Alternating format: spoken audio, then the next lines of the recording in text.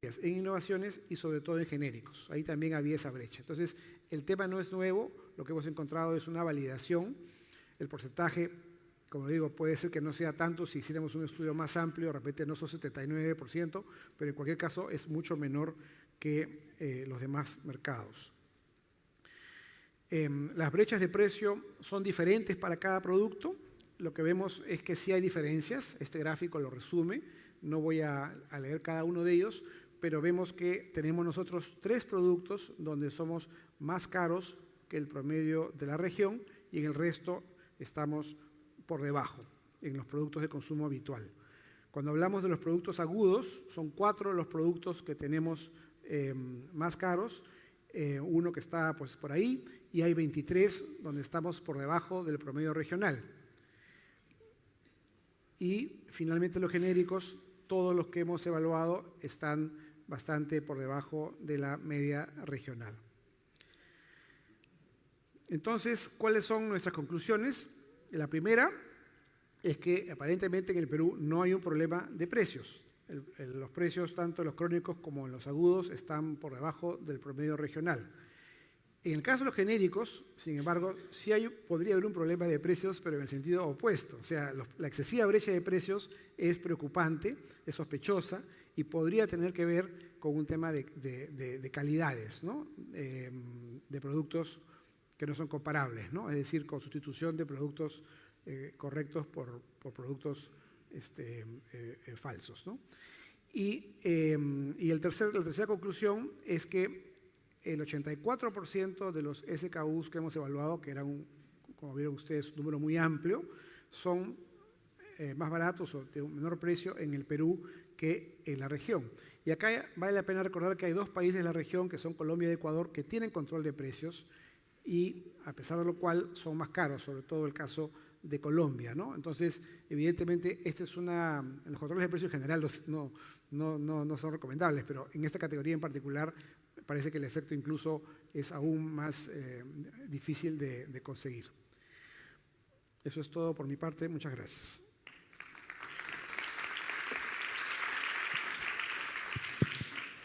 Gracias, Alfredo. Quisiera empezar en este caso de derecha a izquierda con los comentarios primeros, las reacciones a la exposición. Por favor. Listo, aló. Bueno, buenos días. Bueno, muchas gracias por la invitación. También felicito esta iniciativa de compartir las evidencias que genera COMEX Perú para mejorar la política de acceso a estos medicamentos en el sistema de salud. Yo antes de hacer un comentario sobre la presentación, creo que vale la pena que haga énfasis en que el Perú está viviendo ya por más de una década un esfuerzo enorme por incrementar el acceso a un seguro de salud y que eso ha generado una demanda importante, ¿no? Una presión de la demanda sobre tanto sobre la red pública como sobre la red privada. Y eso se ve en la manera como Yanis compartió la curva en el financiamiento de los medicamentos. Es ascendente. Es cierto, los volúmenes que se manejan en los últimos años son casi 5 veces más que los que se manejaban hace 10 años y eso da cuenta de que hay una demanda inducida por el aseguramiento, por un mayor acceso de la población peruana a un seguro de salud. Al día de hoy, el 88% de la población peruana tiene acceso a un seguro de salud, ¿sí? Si bien es cierto, los seguros protegen de distinta manera una lista de condiciones, o sea, tienen una cobertura diferenciada, no todos acceden a lo mismo, sin embargo creo que el efecto sobre el consumo de medicamentos es notable, ¿no? Y me gustaría también resaltar un hecho de la vida real, que nos pongamos en los zapatos, como muy bien dijo Yanis, del ciudadano. Cuando un ciudadano logra acceder a la red pública, ¿no? O sea, digamos ese 88% que tiene este acceso a un seguro, logra acceder a la red pública, ¿no?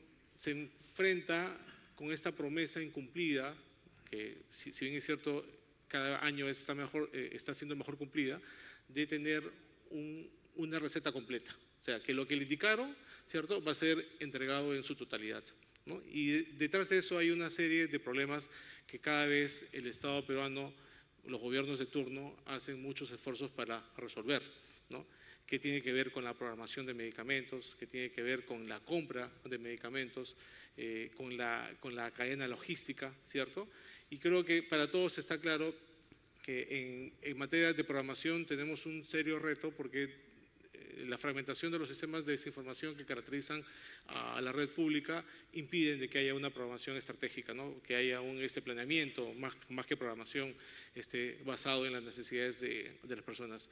Pero la buena noticia es que estamos yendo en esa dirección para resolver ese problema, ¿no? Tenemos el encargo de nuestra ministra de Salud y del presidente Vizcarra para que eso sea tratado en este año, ¿no? Y que tiene que ver con una iniciativa de historia clínica electrónica que el Ministerio está impulsando a nivel nacional y que está siendo acompañada muy bien por el Ministerio de Economía y Finanzas. Este año pensamos avanzar en la expansión del uso de la historia clínica electrónica a nivel nacional, tanto en el primer nivel como en la red hospitalaria. Entonces, ahí hay una noticia que nos puede llevar muy pronto el país a otras prácticas de planeamiento integrado de los medicamentos y dispositivos médicos.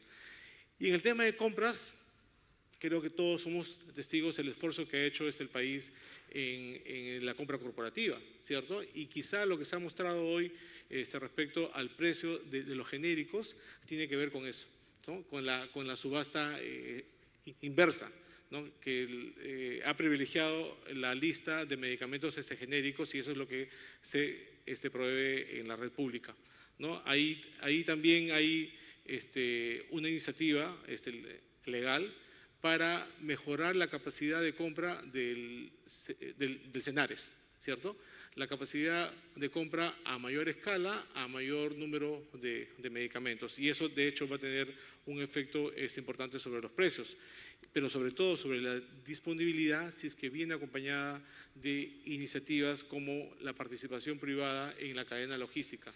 En Lima, Salud ya tiene un ejemplo, ejemplo que es bastante razonable, de la participación privada mediante un contrato de gerencia, ¿no? Bajo la ley de APPs, que hace de que la disponibilidad y la programación y toda la cadena esté en un operador logístico para toda la urbe, Lima y Callao, ¿no? La única urbe que tenemos en el país está siendo manejada por un tercero y hay muchas lecciones que aprender. Algunos elementos de ese modelo queremos extrapolar a la cadena que le corresponde a la red pública del MINSA, gobiernos regionales, ¿no? Y para eso tenemos una iniciativa legal, ¿no? ¿Que va a tener efecto sobre los medicamentos? Claro que sí. Entonces, volviendo al ejemplo del ciudadano, el que tiene acceso al seguro, ¿no? Ya sabemos, solamente el 57% recibe la receta completa y los que no reciben se explica por esos problemas que les decía. Pero eso es lo que sucede con la red pública. Pero ¿qué pasa en la red privada? Y ustedes, yo creo que yo diría muchos, quizás no ese tipo de evidencias no están disponibles, pero sí ustedes pueden ver en denuncias, en la prensa escrita, en las redes sociales, qué es lo que está pasando en la red privada de prestadores, ¿cierto? Reciben los usuarios una receta, ¿cierto? Van a las farmacias de la red privada y se enfrentan con unos copagos que superan muchas veces el costo del medicamento que podría acarrear en la cadena de la farmacia de afuera. Ahí hay un tema de autorregulación de la red prestadora privada que tenemos que revisar y tenemos que estimular. Pero eso es lo que tiene que ver con la gente que tiene acceso a un seguro. Y los que no tienen este acceso probablemente son los que explican la automedicación, ¿cierto? Y cuando uno va a la automedicación, vas a una farmacia, a una cadena, y en la cadena te ofrecen cada vez más los genéricos de marca. Es el único país donde yo he visto que existen los genéricos de marca, ¿no? Y que tienen un precio muy superior al genérico tradicional. Y ahí yo creo que también hacemos un mea culpa, a pesar que siempre nos endilgan de la baja capacidad de gobernanza y gerencia, que cierto siempre es un reto, ¿cierto? Allí tenemos algo que avanzar en este tema de los genéricos de marca que están generando una gran distorsión en el mercado. Porque, miren, es una contradicción, ¿eh? En la red pública, por ejemplo, ¿cierto? Los profesionales están obligados a prescribir en DCI, o sea, genérico. Como convivimos con ese problema de disponibilidad de medicamentos todavía, ¿cierto? Estamos induciendo la demanda para que vaya a las cadenas. Llegan a las cadenas y ¿qué se encuentran? Con otro tipo de problemas, que ya no tiene que ver necesariamente con la respuesta gubernamental, sino que tiene que ver con la respuesta privada, ¿no? Se enfrentan a que, si bien es cierto, su receta está en DCI, con genéricos, son inducidos a comprar genéricos de marca con precios muy poco razonables, o medicamentos que no son genéricos. Ahí hay un problema que me gustaría que todos lo tengamos claro, que también todos los que estamos en este auditorio somos parte de la solución. Y otro problema que vemos en las cadenas, la gran disparidad de precios, ¿no? Para un mismo producto, dependiendo de la ubicación de la farmacia, puedes encontrar un medicamento, ya sea genérico o genérico de marca o de marca, que puede costar en un lado 5 soles y en otro lado puede costar 25 soles, exactamente el mismo. Y yo creo que valdría mucho la pena que tengamos capacidad para generar ese tipo de evidencias, porque son distorsiones que generan desconfianza en el ciudadano, ¿no? Y no solamente la desconfianza en el agente gubernamental, sino también en el agente en el mercado, ¿no? ¿Qué es lo que pasa? Hablando del ejemplo que puso Yanis, ¿no? Yo soy médico, ¿sí? Y mi familia se trata conmigo, las cosas de baja complejidad. Y yo siempre mando genéricos. Y cuando buscamos los genéricos, nos enfrentamos a lo mismo. Entonces, para quienes sí confiamos en los genéricos, ¿no? De manera contundente, no tenemos un mercado que nos acompañe, ¿no? Entonces, ahí hay un tema que también tiene este efecto sobre los precios.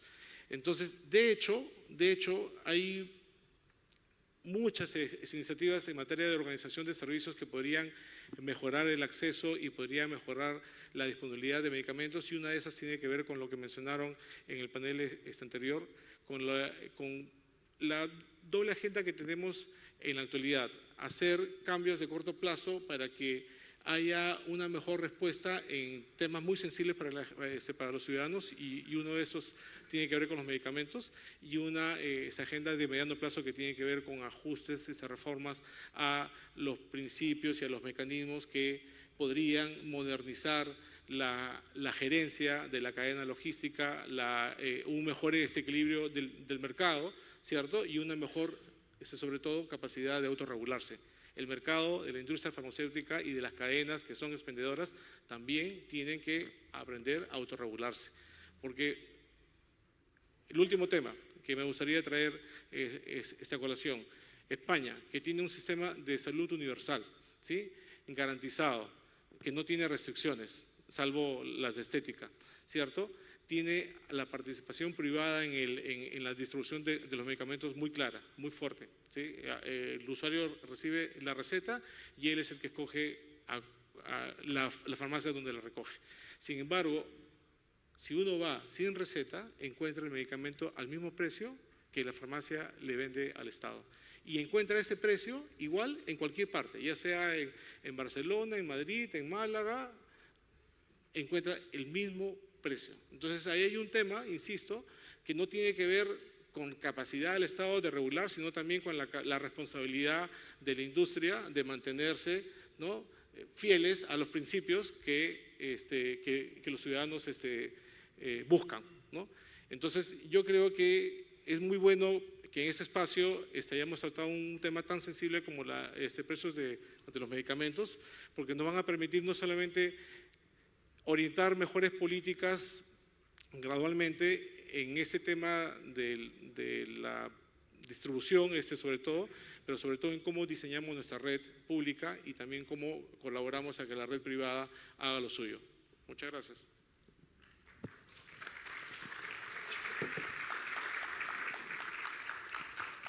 Bueno, muchísimas gracias a COMEX por la invitación y les felicito por este evento. Creo que es importante tener plataformas que fomentan la discusión entre el público y el privado y el intercambio de ideas.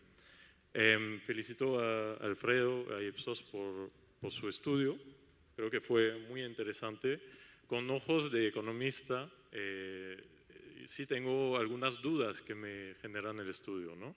Que claramente fueron temas fuera del alcance del estudio en sí, pero por ejemplo, cuando medimos los precios en capitales de los países, ¿no? ¿Cómo comparan eso a los precios en regiones? En principal pensando al tema de acceso, ¿no? Del medicamento. ¿Cómo entra ahí el sistema de clínicas, ¿no? Y de hospitales de los países? Porque el levantamiento se hace en punto de ventas por razones, digamos, totalmente físicas, ¿no? ¿Y cómo comparan entre países las canastas de productos, de medicamentos que suelen ser compradas por el usuario, ¿no? Esas son preguntas un poco económicas al estudio, pero realmente lo que más me llamó la atención de todo el estudio es la brecha en el precio de genéricos.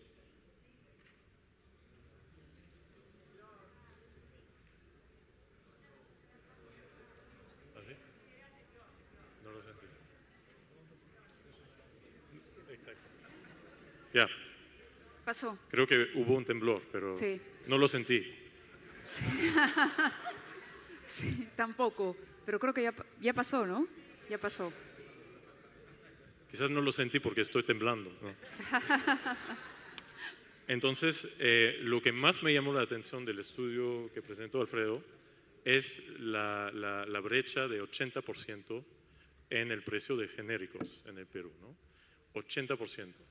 Entonces, lo que esto a mí me indica es que si solo nos limitamos a mirar el precio, estamos perdiendo de foco una variable muy, muy importante, que es la calidad, ¿no? Que fue un tema que fue mencionado mucho en el panel anterior, en particular en la presencia tan importante de informalidad en el Perú, no solo en este sector, pero en general, ¿no? En la economía en general. El tema de calidad es clave. Y claro, cuando un consumidor, y como mencionaba la doctora Seinfeld, cuando hasta alguien educado, como sus colegas de trabajo, no confían en el genérico, ¿no? Entonces, eso hace que uno busca una alternativa, como mencionó, paga un premium para ir a un medicamento de marca, quizás, que tiene, sí, una estampilla de calidad, ¿no? Porque esa estampilla no existe por el lado de genérico. Entonces eso lleva justamente a que el genérico tenga un precio muy, muy bajo, que refleja, entre otros, la incertidumbre respecto a su calidad. Bueno, entonces uno puede decir, en el Perú ya existe una ley desde hace 10 años, la 25459, existe desde el 2009, y en el papel sí presenta una solución para ese problema, ¿no? Esa solución ya se mencionó, se llama intercambiabilidad. La intercambiabilidad de medicamentos justamente busca asegurar que un genérico tenga un mismo nivel de calidad para empezar. Y eso es algo conocido, implementado en el mundo y ya está recomendado por la Organización Mundial de Salud y la OSD. Entonces, ¿por qué no está funcionando, no? Bueno, antes de ver acá el caso de Perú, quiero aportar acá a esa discusión un caso muy similar que hubo en México. En 99 se introduce una ley de intercambiabilidad y durante 10 años la ley no funcionó, no funcionaba. Entonces empezaron a estudiar el problema, tratar de entender y tomaron una serie de medidas consecuentes en los años posteriores que llegaron a hacer que ese concepto sí se aplique de manera efectiva. ¿Qué hicieron? Primero, tenían un catálogo con los precios, con los medicamentos a los cuales aplicaba la ley. Lo primero que hicieron es sacaron ese catálogo, ya no existía y la ley aplicaba a todos los medicamentos. Segundo, definieron mejor el concepto de bioequivalencia, que es un concepto clave para la aplicación de la ley, ¿no? Y exigieron que las pruebas de validez fuesen realizadas en laboratorios de terceros. Y tercero, en 2016, hicieron unos cambios para reducir la asimetría de información hacia el consumidor, que también es un tema en medicamentos, es un tema importante. Uno compra un medicamento, pero no sabe lo que está detrás. Podría ser polvo, cualquier polvo, ¿no? Entonces, redujeron esa asimetría de información, exigiendo que tanto los nombres de marcas como los nombres del ingrediente medical activo sea claramente identificado en el empaquete de la medicina, ¿no?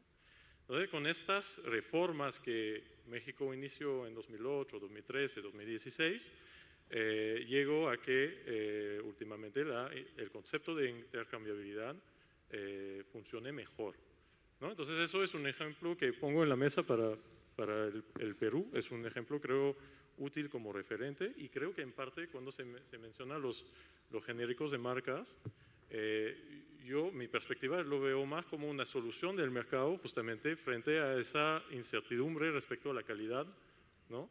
Entonces el mercado se autorregula y dice, bueno, acá hay un medicamento, yo tengo mi estampillo de calidad, viene con la marca y sí, cuesta lo que cuesta, pero tu alternativa en verdad no se controla muy bien. De acuerdo. Muchísimas gracias. Por favor.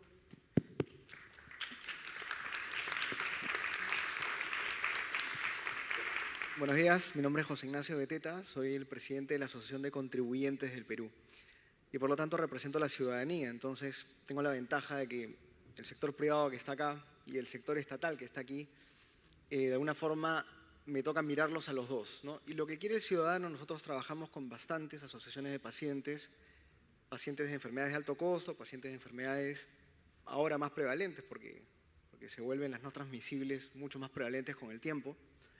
Es un empresariado ético, legítimo, que no sea mercantilista, pero también quiere un Estado que funcione bien. Y en ese sentido, el primer estudio que deberíamos encargar después de este evento es por qué toda la evidencia técnica y científica y los casos como el de México que menciona Vincent ya no se han aplicado en el país y qué es lo que pasa entre la evidencia y el político, ¿no?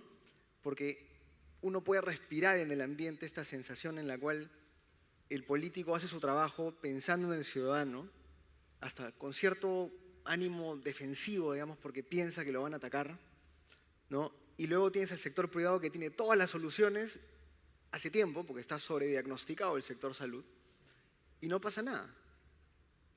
Y entonces, ahí hay una pregunta que hacerse, que es ¿qué está pasando en el diálogo sector privado-sector público para que la evidencia no cale? Porque hay mucha información. Entonces, mi primer comentario es ese. Y el segundo, que va de la mano del estudio de Ipsos, es hemos revisado otros estudios de precios en la región y siempre pensábamos en los problemas que tenían. Y han habido estudios que decían que los precios en el Perú eran más altos. Pero cuando uno le echaba el ojo ya con más detalle, se daba cuenta que habían problemas hasta en el tipo de cambio, en la paridad, ¿no? Entonces, creo que si este estudio, que lo es, entiendo, es correcto, es técnico y sólido, debería servir para que los tomadores de decisiones tomen nota, porque no hay nada peor que un tomador de decisión que use información incorrecta o falsa para luego legislar o para hacer política pública, ¿no? Y la segunda conclusión que tengo, entre otras varias, voy a tomarme el tiempo, es claro, ¿con quién compite el privado? Con el informal. O sea, ese precio de medicamento tan bajo, lo que te está diciendo es que el privado no compite con el privado, formal, digamos, compite con la informalidad. O sea, probablemente el ilegal y el informal sea el principal competidor, explícito o implícito. Porque justo ahora estoy leyendo un libro de un señor que se llama Clayton Christensen, que se llama La paradoja de la prosperidad, y él menciona cómo la corrupción o la ilegalidad no la resuelves ni con voluntad política, ni con más regulación, ¿no es cierto?, ni con más burocracia, sino dándoles oportunidades de desarrollo y oferta a esa persona, a ese ser humano, que cuando es ilegal no es inmoral, él no se siente inmoral, lo que está buscando es el camino más rápido para lograr un objetivo. Entonces, si la burocracia o la regulación le genera más costos que no responder a la ley, va a evadir la ley. Si el paciente peruano no empieza a tener ofertas formales cercanas en los sectores que más lo necesitan, va a seguir yendo a esa oferta que es mucho más barata y más ilegal. Y mientras tanto el Estado sigue fiscalizando y supervisando al formal, que es el que mejor hace las cosas, cuando el informal sigue por ahí paseando, haciendo sus negocios. Hicimos un estudio el año pasado acerca de cuál era el porcentaje de supervisión que su salud destinaba al público y al privado. Y era más o menos 70-30, 70 público, 30 privado. Pero la proporción de prestación en el Perú de privado-público es distinta. El Estado atiende a 9 de cada 10, 8.5 de cada 10. Los que se entienden en el sector privado realmente no llegan ni al 1.000.000 de personas que tengan una cobertura, un seguro. Entonces, ¿dónde estamos poniendo los ojos de la supervisión y de la fiscalización?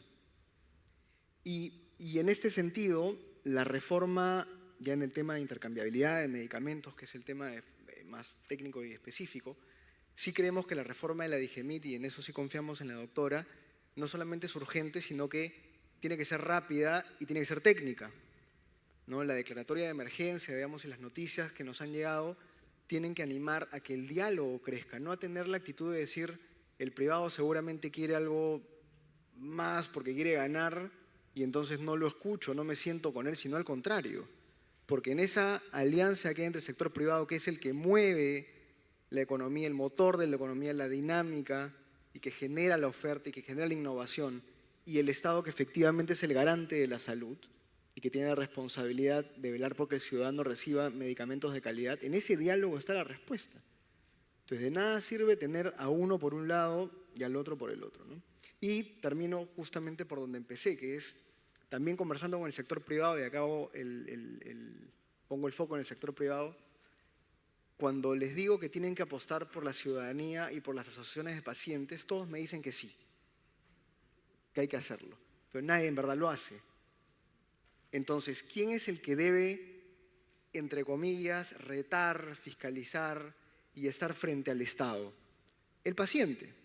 Pero si no tenemos una ciudadanía que efectivamente sepa hacer farmacovigilancia, si no tenemos una ciudadanía que esté asociada, organizada y que hable técnicamente, es decir, que se le empodere para que tenga una voz en el debate público técnica, sólida, el Estado va a seguir con ese recelo, porque el Estado siempre tiene incentivos para no escuchar al privado. Esa es la verdad. Y esto es lo que hay, ¿no? Entonces, tenemos que empezar a generar una ciudadanía que le hable al Estado en su mismo lenguaje, le diga, mira, yo no quiero que tu sindicato sea más poderoso que yo. Yo quiero que si el problema está en la burocracia y en los procesos, tú lo resuelvas. Más allá de que 200 o 300 personas que pueden tener buenas intenciones, pero están sindicalizadas, te presionen y te toquen la puerta y te hagan cargamontón. Cosa que lamentablemente el sector privado no puede hacer porque se asume que hay un interés particular de fondo, ¿no? Entonces creo que a mí estos dos estudios me generan más una reflexión un pasito atrás, digamos, de cómo se debe empezar a pensar en ya, ¿cuándo ponemos las cosas en práctica, ¿no? Y cuándo la evidencia que se usa se vuelve política pública y efectivamente se pone el paciente en el centro, ¿no? Gracias. De acuerdo. Creo que no nos queda mucho tiempo, pero igual quería arribar a algunas conclusiones y plantear algunas preguntas a Alfredo y al panel de respuesta muy rápida. ¿Es o no una buena noticia que el Perú tenga niveles de precios más bajos que el promedio en América Latina? O sea, digamos, ¿cómo leemos la data? ¿Es bueno? Eso quiere decir que, digamos, aumentó la demanda, como venía diciendo el sector público, o más bien lo que está reinando es una baja calidad. Digamos que más bien por ese lado tendríamos que hacer una lectura negativa de esto, ¿no? En el Perú el problema es transversal a todo, no solo la salud. O sea, los padres que quieren la mejor educación para sus hijos van a un colegio privado y hacen todo el esfuerzo y prácticamente se hipotecan de por vida para pagar porque entienden que la educación pública es mala. Lo mismo pasa con la salud. Se hacen todos los esfuerzos por poder pagar un medicamento más caro porque intuyo, sospecho, confío en que es de mejor calidad.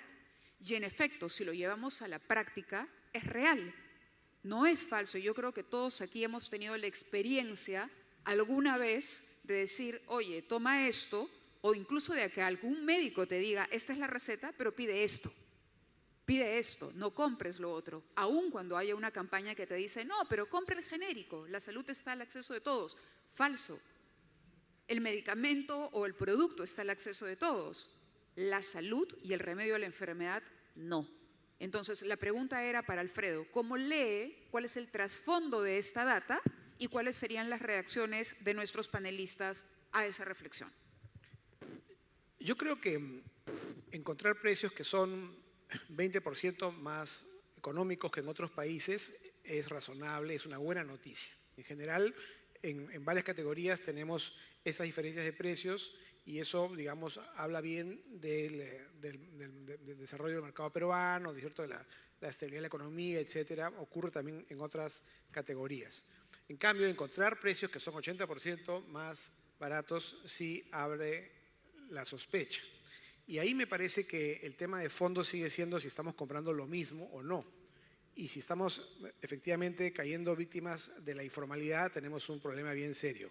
Eso me parece que falta validarlo.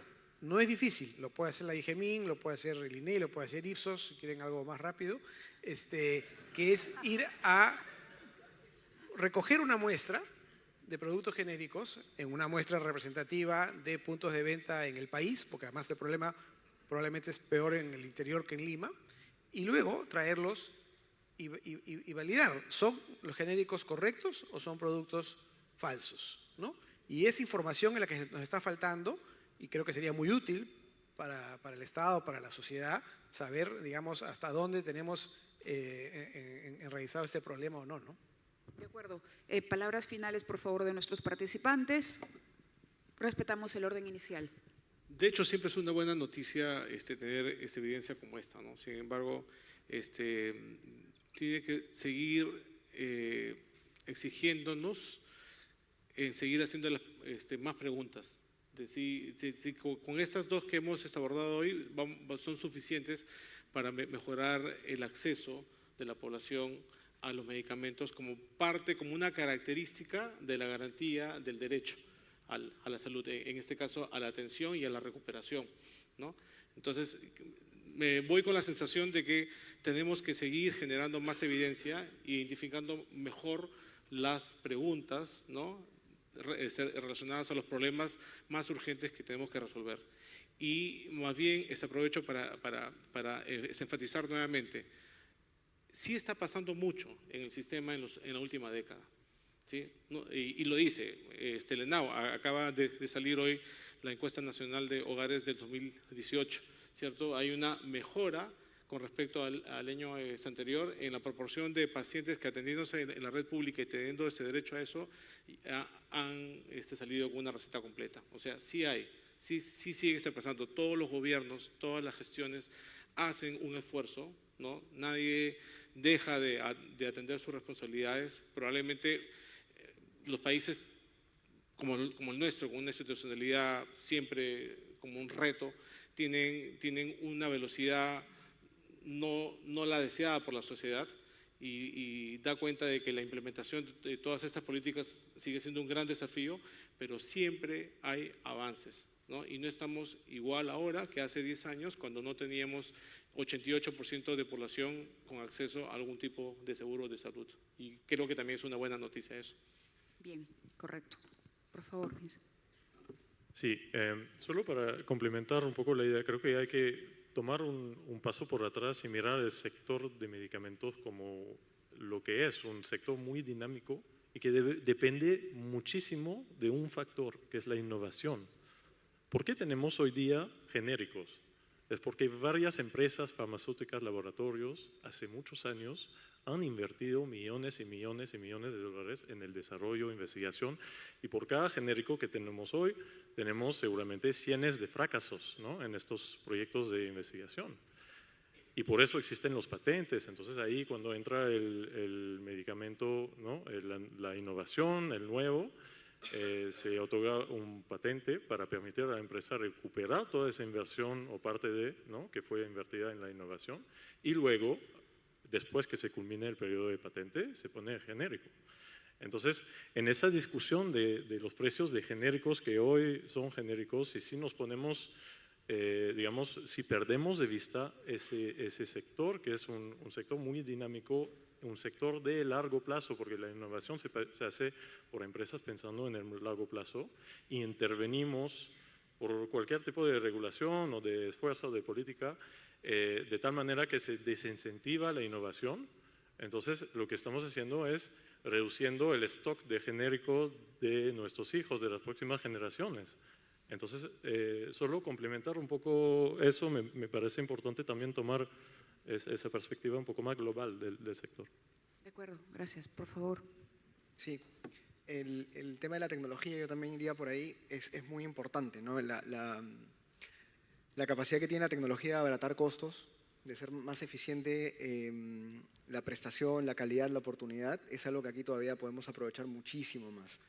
Y eso no solamente trae ahorros para el Estado, que es principalmente el mayor comprador de bienes, equipos y medicamentos para el sector, sino también para el privado y para el ciudadano, ¿no?